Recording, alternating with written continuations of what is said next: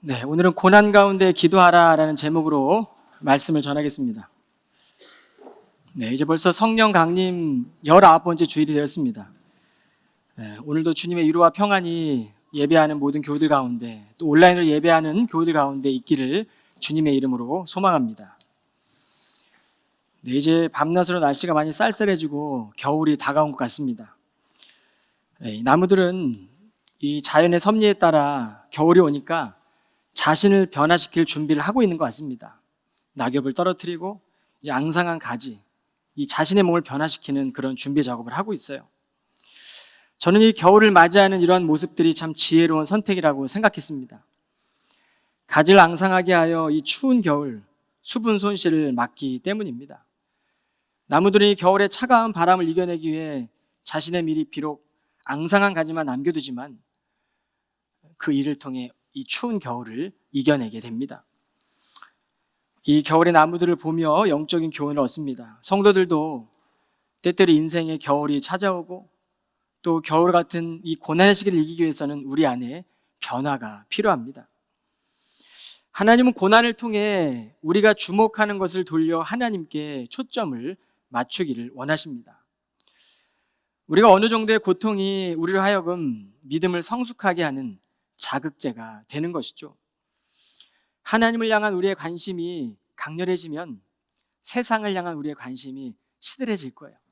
세상 속에서 우리가 세상을 향한 관심이 강력해질수록 우리는 하나님의 뜻을 실천하는 그 힘을 잃어버리게 될 겁니다. 여러분, 오늘 본문에 보니까 야고보 사도가 이 본문 짧은 구절에 기도라는 단어를 총 8번을 언급하고 있습니다.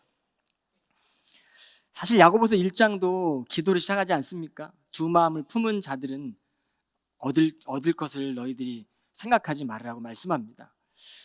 여러분이 고난을 겪고 있는 사람이 있습니까? 기도하십시오. 병든 사람이 있습니까? 기도를 받으십시오. 서로를 위해 기도하십시오. 경건한 사람의 간절한 기도는 큰 효력이 있습니다. 오늘 야고보는 1장부터 5장까지 말씀을 마무리하면서 이 고난 중에 기도의 중요성을 강조하고 있는 것이죠. 여러분, 우리가 겨울철에 감기서부터 시작된 심각한 질병에 이르기까지 이런 모든 상황들을 우리는 고난이라고 볼 수 있습니다. 그런데 인간은 어떤 상황에서 기도를 더 하게 될까요?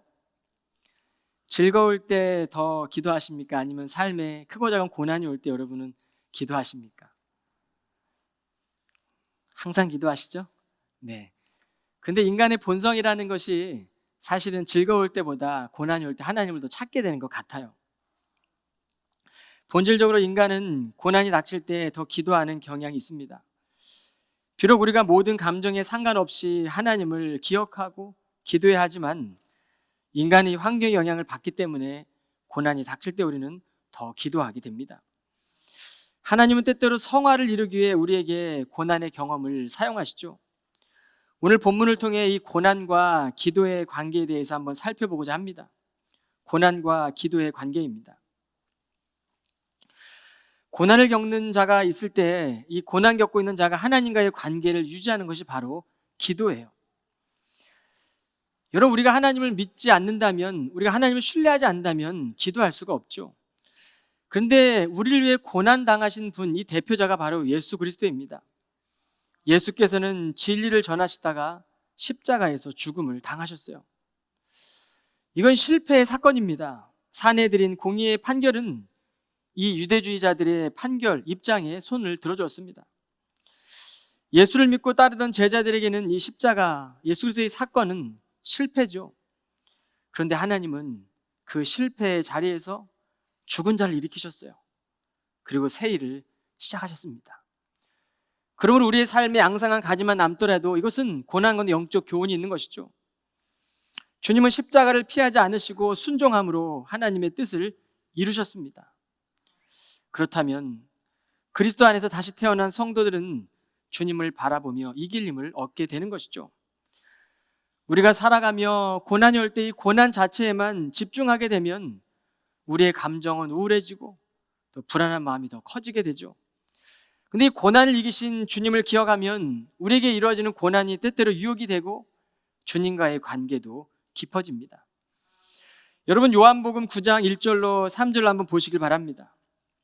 주님이 태어날 때부터 앞을 보지 못하는 이 시각장애인을 만나셨어요. 그는 고통 가운데 있던 사람입니다. 이때 제자들은 예수님께 질문합니다. 그가 앞을 보지 못하는 이유가 이 소경의 죄 때문인지 아니면 부모의 죄 때문인지를 물었어요. 제자들은 불행의 원인을 죄에서 찾으려고 했습니다. 하지만 예수님은 그를 통해 하나님의 영광을 나타내고자 한다라고 말씀하세요.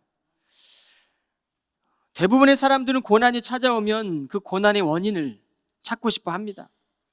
그런데 고난의 원인을 찾는 것은 어쩜 우리를 더 힘들게 할 수 있을 것 같아요.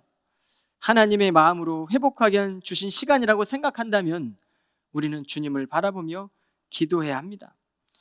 태어날 때부터 앞을 보지 못한 사람이 이 스스로를 자책하거나 또 부모를 원망하며 이 장애가 죄의 결과라는 이 사회적 통념 안에 있었기 때문에 얼마나 원망하며 살았을까요? 물론 성경에 기록되어 있지는 않지만 그 당시 사회의 사회적 통념이 이 장애는 죄로 인한 결과였기 때문에 아마 이 형제는 아마 자신의 이 고통보다도 자신을 바라보는 사람들의 시선을 통해 더 큰 고통을 얻었을 겁니다. 그런데 예수님의 시선은 달랐어요. 주님의 관점은 평생 앞을 보지 못했던 그가 회복되는 것에 있었습니다. 여러분, 우리 주님께서 고난받으신 분명한 목적은 하나님과 원수되었던 우리를 회복하기 위함입니다. 죄에 저항할 수 없는 우리의 이 상태를 건져내시기 위해서 주님은 자기 몸을 우리에게 주셨어요. 여러분, 하나님은 죽음을 세상에서 없어져야 될 죄의 마지막 결과로 보았습니다. 그래서 예수 그리스도를 죽은 자 가운데서 일으키신 것이죠. 고린도전서 15장 25절 26절에 보면 바울은 그가 모든 원수를 그 발 아래에 둘 때까지 반드시 왕노릇 하시리니 맨 나중에 멸망받을 원수는 사망이니라. 여러분, 예수 그리스도 안에서 우리에 있는 죽음은 힘을 잃어버린 것이죠. 그리스도 안에 있는 자에게 결코 정죄함이 없는 것입니다. 주님이 죽음을 이기셨기 때문이에요. 만일 하나님이 선을 이루시기 위해 사용하시는 고난이라면 이제 우리는 바울의 말처럼 우리가 알거니와 하나님을 사랑하는 자, 곧 끝대로 부르심을 입은 자들에게는 모든 것이 합력하여 선을 이루느니라. 여러분, 이 말씀을 기억하십시오. 그리고 인생의 어둠의 터널이 올 때마다, 우리의 인생에 세상의 희망이 사라진 것 같은 그런 느낌이 들 때마다, 때로는 추운 겨울이 우리 인생 가운데 있을 때마다 여러분, 하나님의 나를 성취하신 주님께 희망을 두고 온전하지 않더라도 그리스도를 믿는 믿음 안에서 살아가시기를 바랍니다. 주님은 우리가 스스로를 사랑하는 것보다 우리를 더 많이 사랑하십니다. 둘째로 이 치유와 기도와의 관계를 보시길 바랍니다. 14절을 보시겠습니다. 혹 여러분 가운데 병든 사람이 있습니까? 그러면 교회 장로들을 청하여 기도를 받으십시오. 장로들은 주님의 이름으로 그 병든 자에게 기름을 바르고 그를 위해 기도하십시오. 여러분, 당시 병원도 없고 그럼 이 병든 사람들이 교회의 장로들을 찾아갈 때 기도를 받으라는 거예요. 당시 장로들은 교회 양떼를 돌보는 중요한 역할을 맡고 있었습니다. 오늘날로 목회자이겠죠. 물론 육체적으로 병이 들면 기도만 하는 것이 아니라 우리는 하나님께서 허락하신 이 의료의 기술을 바로 도움을 받는 것 중요합니다. 당시 1세기에는 병원이 없었기 때문에 예수님의 제자들은 이 병자들의 치료를 위해 기름을 바르는 것이 일반적인 행위였어요. 이 기름은 그냥 기름이 아니라 치료제입니다. 여러분, 누가복음 10장에 보면 선한 사마리아인이 강도 만난 자를 만나게 됩니다. 그가 그를 간호할 때 그는 기름과 포도주를 사용해서 기름으로 치유하고 포도주로 소독하지 않습니까? 이는 치유를 위한 적절한 조치죠. 여러분, 기도와 함께 신체적인 치료를 병행하는 것이 중요하다는 것이죠. 기도와 이 의학 기술은 서로 보완적인 관계에 있습니다. 여러분, 우리가 하나님께 의지하는 마음으로 이 치유 기도를 할 때 그 기도 속에는 의사의 처방이나 치료도 포함되는 것이죠. 하나님은 우리에게 이 두 가지 방법을 모두 사용하라고 권장하십니다. 주님은 이 땅에 올 30년을 준비하시고 이 3년 동안에 공생애를 사시면서 지속적으로 병든 자들, 소외된 자들을 찾아다니셨습니다. 주님께서 하신 말씀을 보면 건강한 자에게는 의사가 쓸데없고 병든 자에게야 쓸데있느니라 라고 말씀하세요.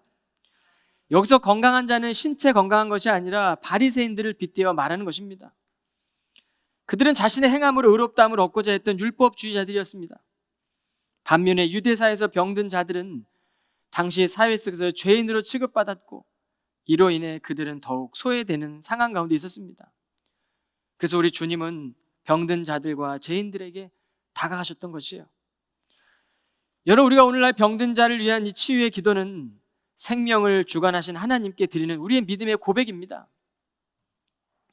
질병과 고통을 이겨내기 위해 애쓰는 이 형제들의 아픔을 나의 고통처럼 여기며 주님의 마음을 품고 기도하는 것이죠. 만일 우리가 하나님께 이미 주어진 것들을 감사하지 못하고 살아간다면 우리의 믿음과 우리의 마음 병들어 있는 거예요.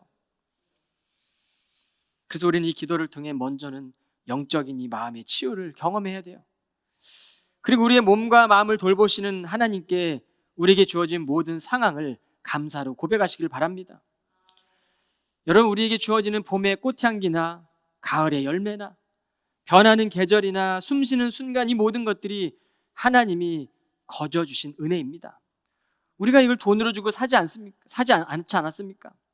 우리가 마시는 공기도, 우리가 바라보는 모든 것들은 하나님이 입히시고 돌보시는 것들입니다. 이것이 바로 하나님의 은혜예요. 이 은혜를 깨달을 때 우리는 하나님의 은혜가 값싼 은혜가 아니라 값비싼 은혜로 다가오는 것이죠. 여러분, 우리는 이 믿음의 병이 들면 이 은혜를 기계적으로만 이해합니다.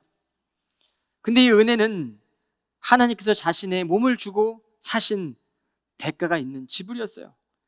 그러므로 우리에게 이 은혜는 값비싼 은혜이고 죽음에서 생명을 주신 은혜입니다.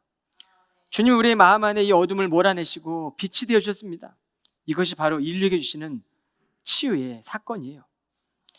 오늘 17절로 18절에 보면 엘리야를 보십시오. 그는 우리와 똑같은 본성을 지닌 사람이었지만 비가 오지 않기를 간절히 기도했더니 무려 3년 반 동안이나 한 방울의 비도 오지 않았지 않습니까?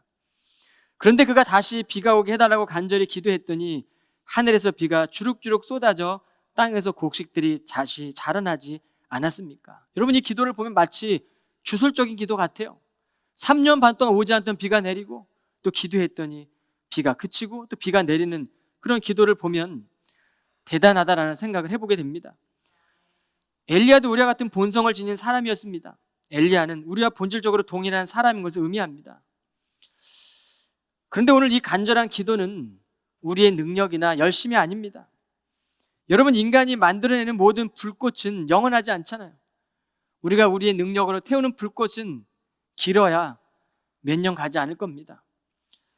그런데 결국에는 꺼지고 말겠지만 하나님의 불꽃은 영원합니다. 하나님께서는 모세를 부르실 때 이 모세에게는 두려운 마음이 있었어요.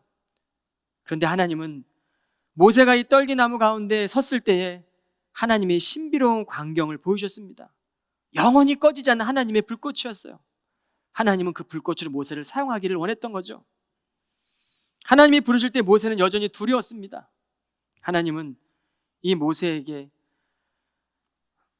약속하시기를 애굽의 포로에 있는 자기 백성을 구원하시게 하나님의 영광을 드러내신 것이죠.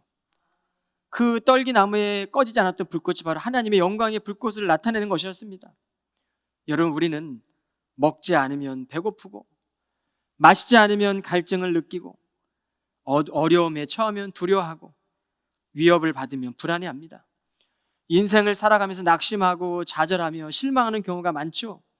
감정을 지닌 존재이기 때문입니다. 모세도 그랬어요. 두려웠습니다. 자신의 말이 어눌하다고 하나님께 대답합니다. 그러나 우리 하나님은 내가 너와 함께 있으리라 라고 약속하세요. 내 입에 할 말을 가르쳐 주겠다라고 약속하시는 겁니다. 끈질기게 거절하는 모세를 주님은 끈질기게 포기하지 않으시고 그를 통해 애굽에서 종살이하던 백성들을 구원하는 하나님의 도구로 사용하셨어요. 오늘 모세를 회복시키신 하나님은 애굽에서 백성들을 구출하심으로 자기 백성인 이스라엘 백성들을 치유하셨고 새로운 출발을 허락하셨습니다. 그렇다면 이제는 새로운 정체성을 지닌 성도들도 세상 속에서 하나님과의 관계 회복을 경험해야 될 것이고, 그 치유를 경험하며 새 사람으로서 우리는 하나님 말씀을 실천하는 그런 성도들로 살아가야 될 것입니다. 셋째는 하나님의 관점으로 기도하시기를 바랍니다. 19절로 20절에 보면, 나의 형제들이여, 여러분 가운데 어떤 사람이 미혹을 받아 진리에서 돌이켜 그릇된 길로 떠나갔을 때 누구든지 그 사람을 하나님의 품으로 다시 돌아오게 한다면 여러분 이것을 꼭 기억하십시오. 그 죄인을 하나님께 다시 돌아오게 한 사람은 그 죄인의 영혼을 죽음에서 건져낸 큰 일을 한 것이고, 그 결과로 그 죄인의 많은 죄를 덮어준 셈이 되는 겁니다. 여러분, 야고보 사도는 5장에 이제 말씀을 다 마치면서 이 편지를 마치며 마지막으로 진리 안에서 바로 서 있으라라는 권면을 우리에게 하는 거예요. 제가 지난주에 4장 2절까지의 말씀을 전했어요. 그 중간에 건너뛴 말씀들이 있습니다. 그 말씀들은 여러분들이 이제 개인적으로 돌아가서 그 말씀을 묵상하신다면 이 야고보 사도가 1장부터 5장까지 했던 이 하나님의 절절한 말씀들이 우리 삶 가운데 더 깊은 은혜로 다가올 겁니다. 여러분, 오늘 이 진리 안에 바로 서 있으라는 권면은 미혹된 자들을 향해서 전했던 말씀입니다. 올바른 길로 인도하라는 말씀인데, 이 미혹하여라는 헬라어 플라나오는 옆길로 빗나가게 하다라는 의미예요. 길에서 벗어나게 됐다는 것이죠. 경로에서 이탈한 것입니다. 우리가 목표를 분명하게 하면 그 목표를 향해 때로는 고난이 오고 어려움이 와도 목표를 향해 가기 때문에 지나갈 수 있지만, 우리가 목적에서 시선이 벗어나게 되면 우리는 이제 우리가 갈망하는 다른 대상에 두면서 그 경로를 이탈하게 되는 것이죠. 길에서 벗어난 자가 살 수 있는 길은 생명 대신 주님께로 돌이키는 방법밖에 없습니다. 우리가 살아가는 이 시대는 다원주의 시대예요. 수많은 길들이 우리 앞에 놓여져 있습니다. 셀 수 없는 많은 길들이 있죠. 순간순간마다 그 길에 대한 유혹을 받을 거예요. 우리는 길을 잃어버리거나 다른 길로 들어설 가능성이 높은 시대를 살아갑니다. 그래서 하나님의 말씀이 길이 되시고 하나님 말씀이 등대가 되기 때문에 이 말씀을 매일 묵상하며 그 말씀 따라 살아가기에 우리는 주님 앞에 나오고 있는 것이죠. 여러분, 이제 세계적으로 이 기독교의 복음, 이 성경의 말씀을 듣지 못한 민족들은 거의 없어요. 모든 민족들에게 이 성경의 말씀이 다 들어갔습니다. 하나님의 이 말씀이 대부분의 민족들의 언어로 다 번역이 되어 있어요. 오늘 이 야고보 사도는 이 교회 안에서 길을 잃어버린 자들, 교회 안에서 미혹을 받고 이 고난 가운데 미혹당해서 이제는 그리스도의 길에서 이탈한 사람들을 향해 전하고 있는 말씀이에요. 그 진리 안에, 하나님의 진리 안에 거하라라고 말씀하는 겁니다. 바로 서 있으라고 말씀하는 거죠. 여러분, 이제 우리는 이 하나님의 말씀을 향한, 하나님의 이 사랑을 향한 우리의 믿음의 반응이 매우 중요합니다. 환자가 의사의 지침을 따라 그 의사의 말을 순종하는 것처럼 이 하나님의 말씀 우리는 듣고 바른 길로 걸어가야 되는 것이죠. 한 마리의 잃어버린 양은 공동체 안에 있던 잃어버린 양이잖아요. 근데 우리 주님은 그 잃어버린 한 마리의 양을 애태우며 찾으셨어요. 여러분, 우리 하나님께서 한 마리의 잃은 양을 찾는 것은 그 양을 다시 회복하기 위한 수술과도 같습니다. 여러분, 수술을 받는 걸 누가 좋아하겠습니까? 고통스럽고 두려운 일이고 아마 누구도 수술 받는 것을 좋아하는 사람은 없을 겁니다. 그러나 병이 있다면 수술을 받아야죠.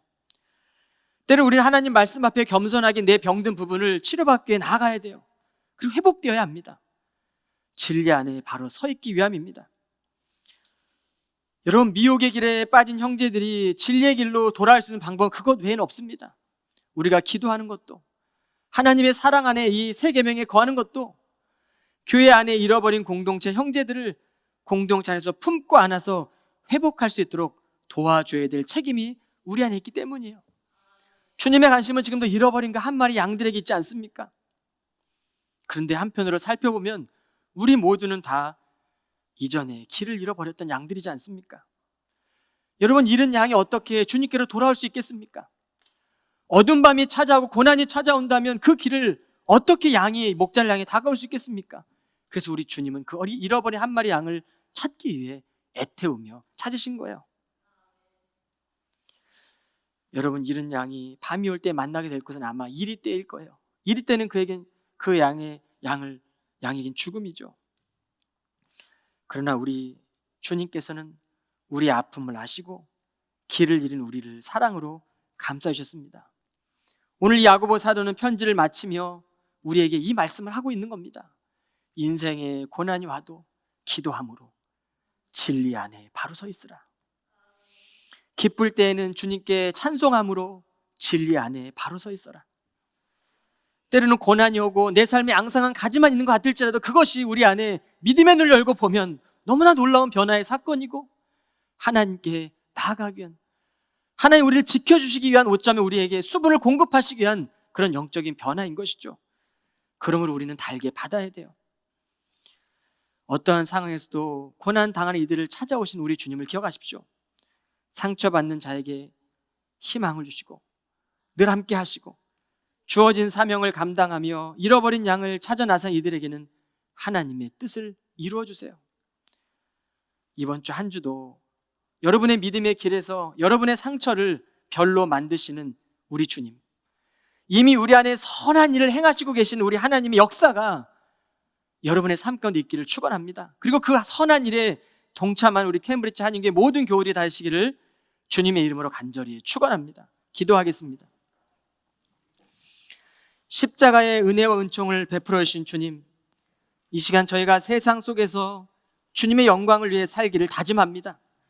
우리의 마음과 우리 입술이 때로 부정하지만 오늘 이 주님 앞에 나와 서로를 세우고 격려하는 도구가 되게 하여 주옵소서. 영혼을 사랑하는 마음을 더욱더 더해주시고 회복의 손길을 통해 저에게 힘을 주시기를 간구합니다.